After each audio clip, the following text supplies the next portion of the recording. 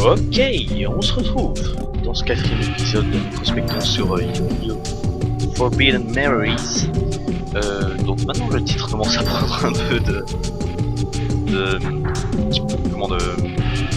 d'intérêt, enfin on commence à comprendre le titre puisqu'on a l'esprit oublié, en fait c'est la mémoire qu'on a perdu la mémoire. Et donc on arrive dans le monde de Domino, la ville de Domino. Donc c'est vraiment le monde de Yu-Gi-Oh! Ici. Et on a un peu laissé de côté le passé, donc l'Égypte ancienne. Donc voilà, à mon avis, on incarne un personnage qui a oublié sa... On serait Yugi qui aurait oublié ses souvenirs. Enfin, en tout cas, on est le pharaon, quoi, comme dans l'animé. Faut vraiment voir l'animé si vous l'avez pas vu. C'est vraiment juste animé. Et donc, on est arrivé à ce magasin de cartes. Et je me suis fait une réflexion, en fait, on est dans un magasin de cartes, mais il n'y a pas la possibilité d'acheter des cartes. Ok, bon, ben, voilà. Allez, on va quitter le magasin. Et je sais pas ce qui va se passer. J'espère que les 3 premiers épisodes vous ont plu. Ok, j'arrive direct au match préliminaire. Donc c'est Yugi contre X-Raptor. Mais donc ça veut dire quoi? Ah, donc c'est moi Yugi. Donc je suis Yugi en fait. Ouais, c'est ça. Ça faisait un moment Yugi. J'ai dit qu'on regardait jouer en pleine phase finale. Ok, donc direct, boum. Premier adversaire. Donc X-Raptor, si je me trompe pas, c'était les dinosaures.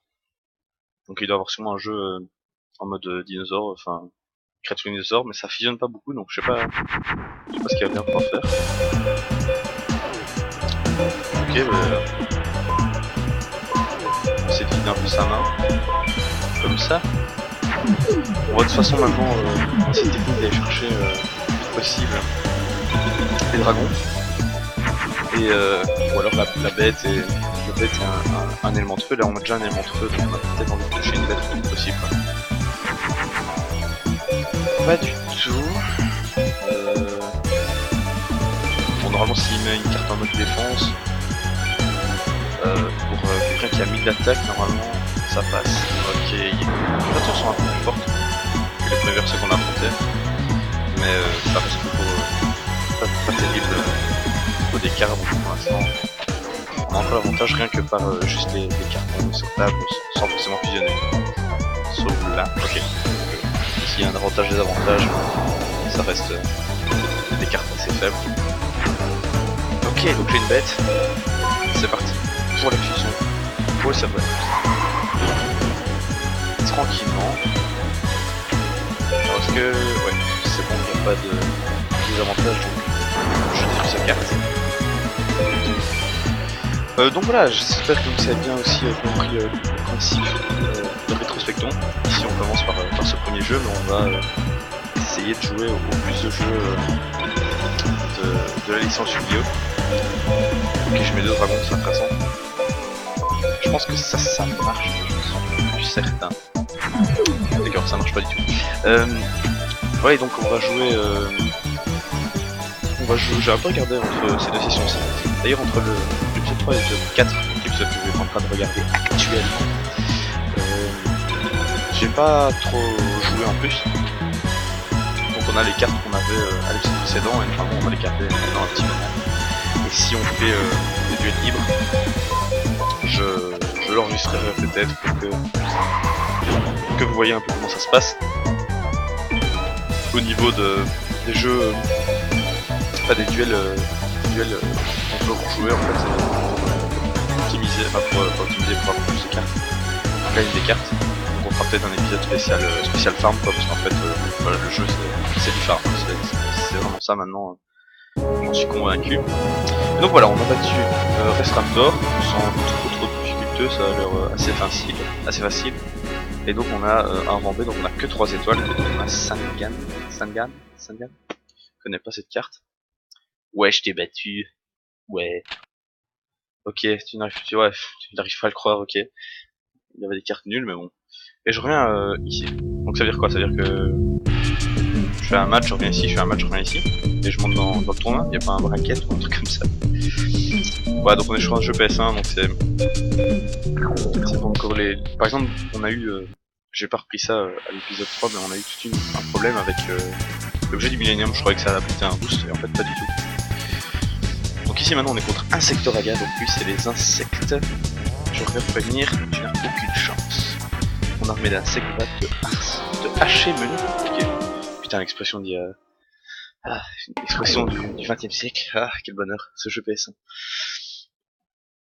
Donc oui, je m'égare, mais on va aussi aborder donc plusieurs jeux Yu-Gi-Oh! Notamment, donc, je vous l'avais déjà dit, mais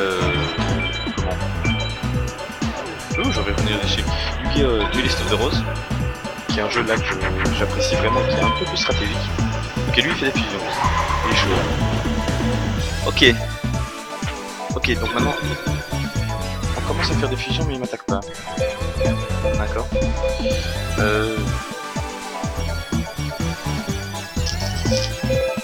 Ouais, mais comment je fais ici? Je crois que ça marche, Je suis pas sûr que ça marche du tout, hein. Alors, ok, ça marche. Mais c'est pas assez fort. Malheureusement. Ouais, non, c'est pas assez fort. On va le laisser en l'attaque puisqu'il a la même attaque. Mais c'est pas terrible. En vrai, ça commence à devenir un peu plus sérieux, hein. Ok, il attaque quand même. Donc bien sûr, il tue, parce que c'était pas... C'était un petit bluff. Mais on a notre cas, ok, c'est bon. On a notre dragon 2200%. On va reprendre un peu ce board. Ok, voilà. Donc ouais, il commence... on commence à faire des fusions. Il commence à jouer avec des cartes plus... Ouais, voilà, 1500 de défense, ça commence à être sérieux. On commence à avoir des stratégies. Donc enfin, notre stratégie en fait à nous, ce sera le plus de fusions possible. Après avoir vraiment les cartes. Quoi? Ah d'accord. Donc il y a une carte 2200 sans attaque. Ok. Là je suis mort. Non. Ah non, bah il faut me raser. En fait, enfin, la carte qui va raser en fait le bord inverse, sinon j'ai perdu. Je suis quasi sûr. Ouais. C'est pas terrible ça. Donc on va faire ça. Je sais pas si ça fusionne pas. Donc ici maintenant on va faire tout en défense tranquillement. Il a son Shirai Kumo. Je crois que c'est une carte qui apparaît dans l'anime, ça aussi d'ailleurs. Mais ah ok, et il joue carte magie. Ça on n'a pas encore vu de carte magie dans le jeu. What? Ok, c'est un équipement. Ok. Donc le mec va mettre une carte de 1700 en face. Et vu que j'ai utilisé un dragon, je sais pas qui le dragon éclaira de tête. Le dragon éclaira de tête, je vous rappelle, mais avec cette carte là et deux dragons qui me donnaient une créature méga. Ça va devenir un peu chaud là. Ok. Ouais, ça va devenir un peu plus chaud. Je sais pas du tout. Je sais pas du tout comment le tuer, mais à mon avis il faut la carte magique. Comment la carte magique. Ah ok, il a plusieurs équipements, c'est encore un équipement. Non, qui spam, ouais, donc ouais, il faut vraiment la carte pour le tuer. Ok,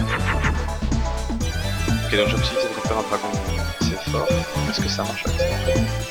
Je pense pas. Mais c'est pas terrible, hein. C'est pas terrible.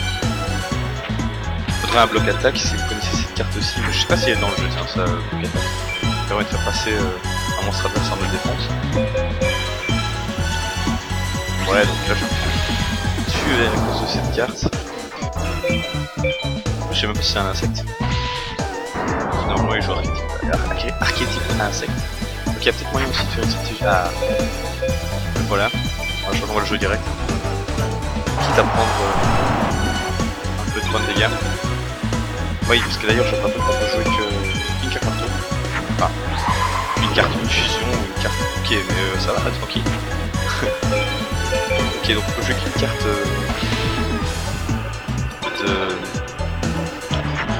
ouais, une carte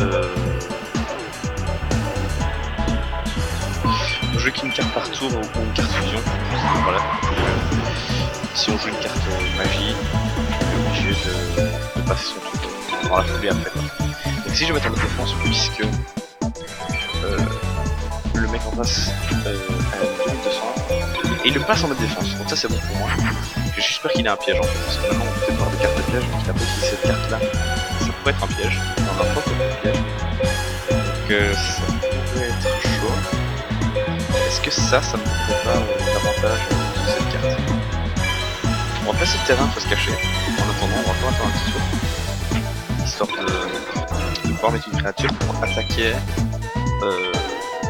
enfin, pouvoir au prochain tour mettre une autre créature pour essayer de déclencher le piège en fait.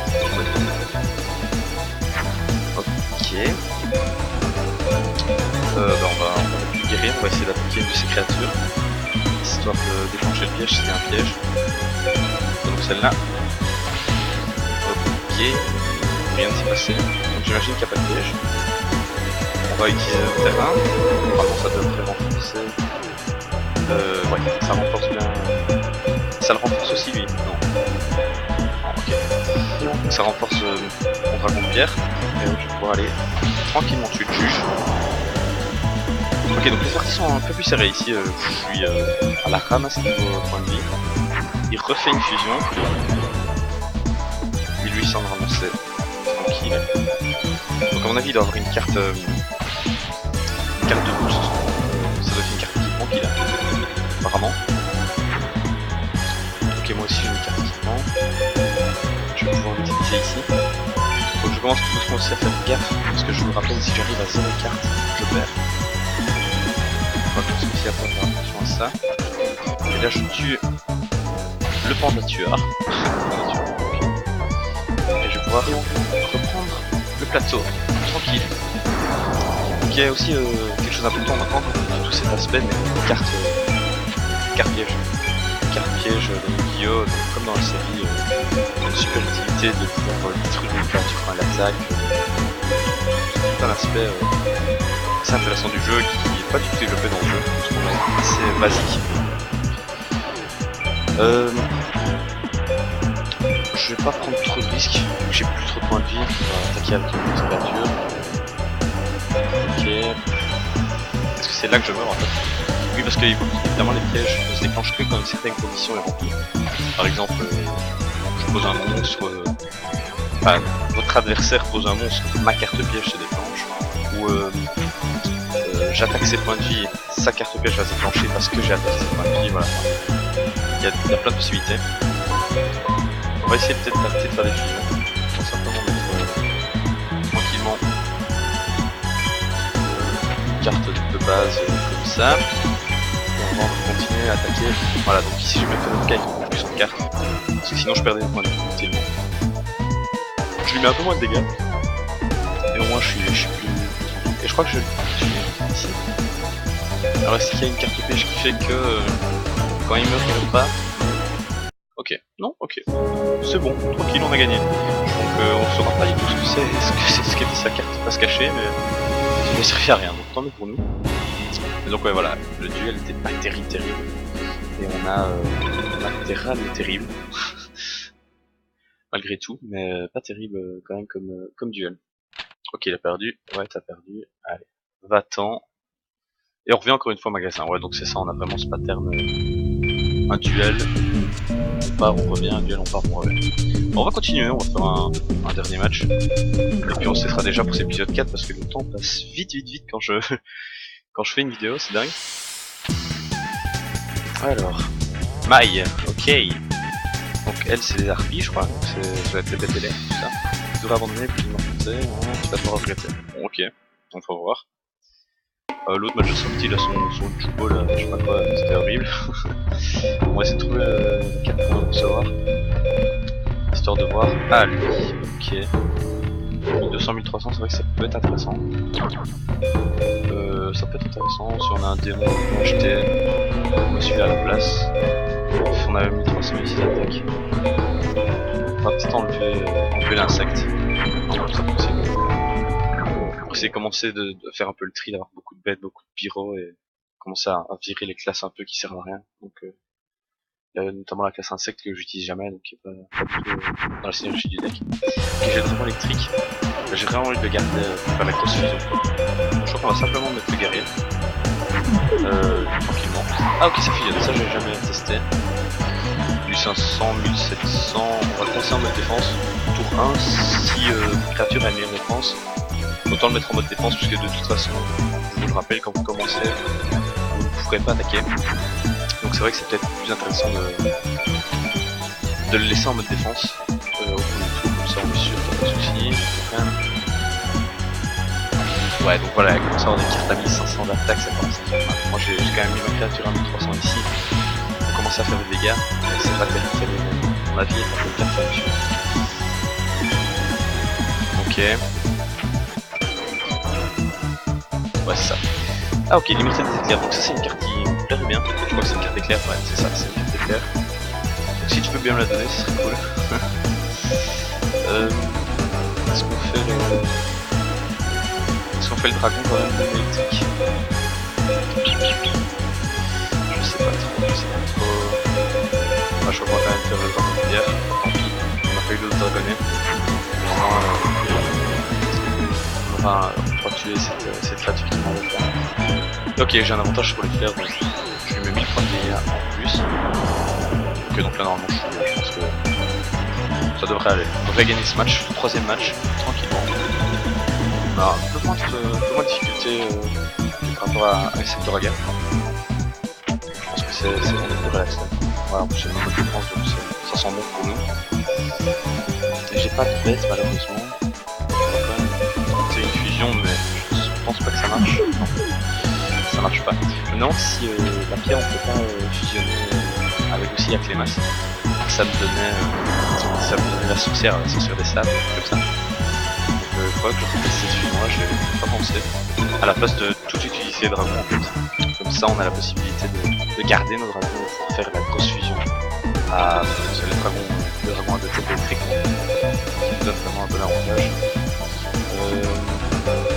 Toujours pas de bête. On va tenter peut-être avec un guerrier électrique éventuellement parce que la carte électrique sinon ça ne servira jamais. C'est un peu dommage. Enfin, ça ne servira jamais pour l'instant. Puisque à chaque fois on a que 2 dragons dans le deck et si on a que 3 cartes dans tout le deck et qu'on a toutes les 3 cartes tout le temps, c'est un peu idiot quoi. Mais donc voilà, troisième duel tranquillou. On gagne ça sans trop de problèmes. À mon avis, je suis en train d'avoir un grade patronal. Je devrais avoir un grade patronal en tout cas. Je pense. Ah ben, ok. Bon. Drôle d'oiseau. Ouais bon, pas terrible, pas terrible. Eh ouais, je t'ai battu. On dirait que j'ai perdu. Eh bien, je suppose qu'il me reste qu'à te souhaiter bonne chance. Ok, t'as pas l'air. Ok. Donc voilà. Bah écoutez, on a avancé un petit peu dans le tournoi. Tranquillou, on va peut-être regarder vite fait la carte qu'on a eue, donc c'était... j'ai plus. Bon, ça on l'a déjà montré. Drôle d'oiseau, c'est ça. C'est une carte BTL. C'est intéressant ça. C'est pas terrible comme carte, et en plus BTL, je sais pas si ça fusionne, donc pas terrible, pas terrible. Ouais non, pas terrible. On va garder comme ça. Bon écoutez, voilà qu'on arrive déjà à la fin de ce 4ème épisode, je crois qu'on va arrêter là.